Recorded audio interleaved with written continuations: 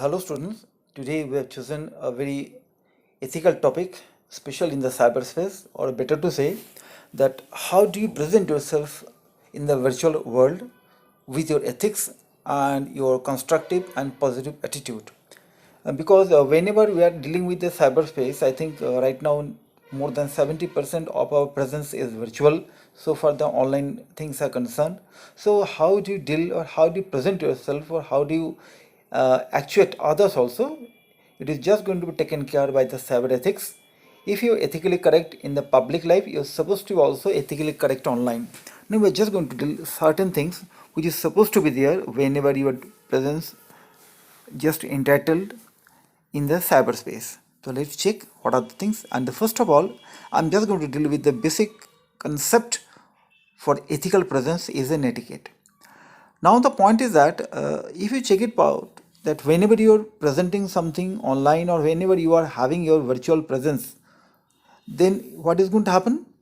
That if you are using net, then you are supposed to be a particular citizen, a responsible citizen who are going to deal internet properly, authentically and ethically. Then you are supposed to be called as a netizen. Now whenever these netizen peoples are following certain etiquettes, then we should call it a netiquette. That means a person who's ethically correct is also following an etiquette. That means netizens are the people who are using internet, those who are having virtual presence, and whatever etiquette they are following for better presence or better dealing with it, authentic dealing with it, and constructive positive appearance or presence in the virtual world, we should call it an etiquette. So netizens are the people who are using internet, those who are having their virtual presence, and the etiquette or the behavioral approach or customary code they are following is an etiquette. So the netizens are following etiquettes, and ultimately these are nothing but the netiquettes. I think the things are very clear to you. The authentic virtual presence and behavioral code, customary code or behavioral approach, whatever it should be, that is nothing but netiquette, and every person should have to follow that netiquette. And there are certain rules and certain lines are there. You should not cross it. And what are those lines? So let's check it out. Now I'm just going to deal with certain basic rules of netiquette. Initially, let's start with the societal approach. And in that case, whatever you have to do, now first of all you have to understand that your virtual presence is nothing but it is an extended world of your public life. The way you deal in the public, the same type of approach, a same type of constructive mind you should have to also follow whenever you are presenting yourself online through various aspects. And apart from that, what you have to do? You just have to follow the recent behavioral pattern, not your personal presence but through your virtual presence. And in most of the cases, you should not include any type of abusive or harassment type of thing, or you can instigate it, or your approach, your presence, your writing, your posting, it should not include any type of thing which is going to create, instigate through humiliations, abuse or harassment. Apart from this, respect the cultural diversity. Different type of people from the different caste and creed are going to be there online. So whenever you're presenting online, you have to respect others' culture, so that there should not be any type of disrespect to be shown to the others, and any type of abusive or harassment should be, it is actually being connected to the previous point also, that whenever you are dealing with the internet on the virtual space, everybody is equal. So you have to respect the equality, as well as simultaneously you have to respect all different type of cultural diversity. The people from the different part of world may be having different cultural background, but whenever they are presenting themselves online, they are all equal, and everybody should have to be there, and it is their right to be at par. And then you're going to have something which are supposed to be certain technical rules which are supposed to be followed apart from the societal approach. This is the most important one, but along with it there are certain other general aspects, and those aspects are very simple, but everybody should follow it to become a good netizen, because netizens are the people who are following the netiquettes. That means online presence should be there. First of all, use respectful languages. Your online posting should not include anything which is supposed to be abusive, and which is supposed to be disrespecting others. So it should be a respectful language. Then respect the privacy. Nothing like that. The personal information should not be siphoned off, or it should not be exposed in the public life or on the public platform or on the social media platform. That is called the respecting privacy. I think the most important thing in today's life is that everybody is having their online social media presence, and in that case the privacy should be respected so that we can consider ourselves as a good netizen following the good netiquettes. Now justify discretions. Now whenever I am posting something, you have to find it out that to whom you are talking about, to whom you are communicating, to whom you are contacting online, so that the content you are posting, it should be at par that. I think I am very clear about it, that whenever different age groups are there, different levels are there, different type of categories of people are there online, but whenever you are putting for that, you are supposed to be very cautious that the content should not be mismatched. The dedicated content for a dedicated group should be generalized. Nothing should be there which is supposed to cross that particular line. Next, the concept is very simple. Be meticulous and check facts before posting. I think this is the most important thing whenever you are having online presence, that whenever you're posting something online, so that it can be a viral one or something like that, the things are supposed to be there which is very much factual. You should have to identify, okay, this is a reality, this actually happened, or this is the reality, there's the authenticity of the document, then all you can post it. Otherwise you are just going to be a part of another trouble. So it is requested that please check the fact before posting.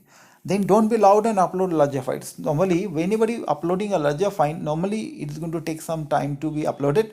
So the viewership are also going to get facing a trouble just to view that particular file. And don't be loud. In certain cases, I found it out that emails are written in the block letters. Normally, the body of the email should not be written in a block letter.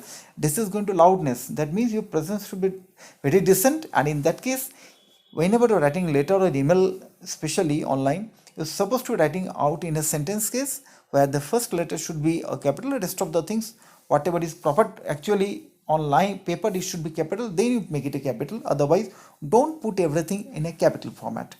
So I think this is also very justified. Choose friends wisely. Obviously, whenever I'm in a social media, in social media we are communicating a group of people, and the network or chain keeps on moving. So within that particular chain of friends, or the person you have chosen just in a social media group, if you have got a fault or the faulty people, then the things may be in a some other way, or it may hamper your social presence, or it may hamper the working of an entire group. So whenever including somebody, please choose friends wisely. That means whenever we adding somebody in a social media group of your own, so it is better to say that please find it out whether that person is worthy to be in that group or not, and that is to take care, so that in the long term you should not face any trouble over there. Now, the topic I've chosen or going to discuss right now, it's a very crucial one, and that is the intellectual property right. That means whenever I'm dealing with it, any intellectual property, it may be especially for the creative minds, I'm supposed to, or everybody is supposed to pay respect, and there should be a proper framework which is supposed to be dealing with that the creativity should be respected and it should be protected. And whenever I'm protecting that intellectual property, and that rights accorded with the intellectual property is called the intellectual property right, which is supposed to foster and protect the creative minds, so that their creativity should be concerned, and there should be proper rights for it. So whenever I'm going to deal with it, we should have a substantial legal framework which is supposed to actuate the concern also. And it what is going to do now, it is just going to protect the interest of the innovators. And whenever you're protecting the interest of the innovators, there it is going to be the boosting their confidence. Okay, my concern and my creative things are being protected, so it should not be taken for by somebody else, and so that they can enhance their work also. And this is also going to enhance the R&D, research and development facility. So whenever you're protecting the rights of the intellectual property, the creative minds, normally it is going to enhance the research and development facility, and this is ultimately going to help the our world or the society to grow. Now, what are the different parts of it? I'm just going to deal with it. What are the intellectual properties and how it is being protected? What are the things to be protected? The patents are there. Whenever research work or thesis is being submitted, the patents are being taken, and the patents are nothing by the respecting or providing the rights to the creator or innovator of any idea or thought, and that is being legalized by the patent. They were having the trademarks, universal or unique symbolizations of there, then the copyrights are there, the content wise authority is there, but it is going to be somebody to be given for a limited time period or fixed time period. Then the design should be there, which is supposed to be the uniqueness. If you have designed created a design, that should be also protected. Then the geographical indications is there, then the trade secrets which is supposed to be there in the plan of the marketing, that should be protected, the database should be taken care of. So these are the some of the examples where the things are to be taken care about, which is very much creative, and the content innovator and content designer should be accorded or given the right, or their legalized right, so that it can be protected properly, so that the beneficiary should only be the creator or inventor of the thought or the intellectual property, so the ideas and thoughts can be legitimized and they are just going to be benefited. Now come to the next topic, that is the plagiarism. I think in nowadays, whenever in that, especially in the days of internet, everybody, suppose you are supposed to deal with a content and if you cannot find it out, you just go and search net so that you can get the topic.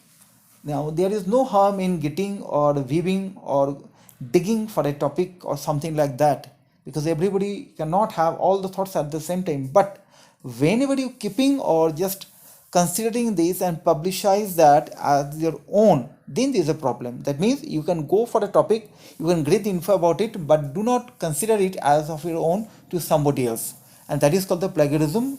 And whatever I mentioned over there, that according to the Oxford Dictionary of Plagiarism word, is the practice of taking someone else's work or ideas and passing them off as one's own.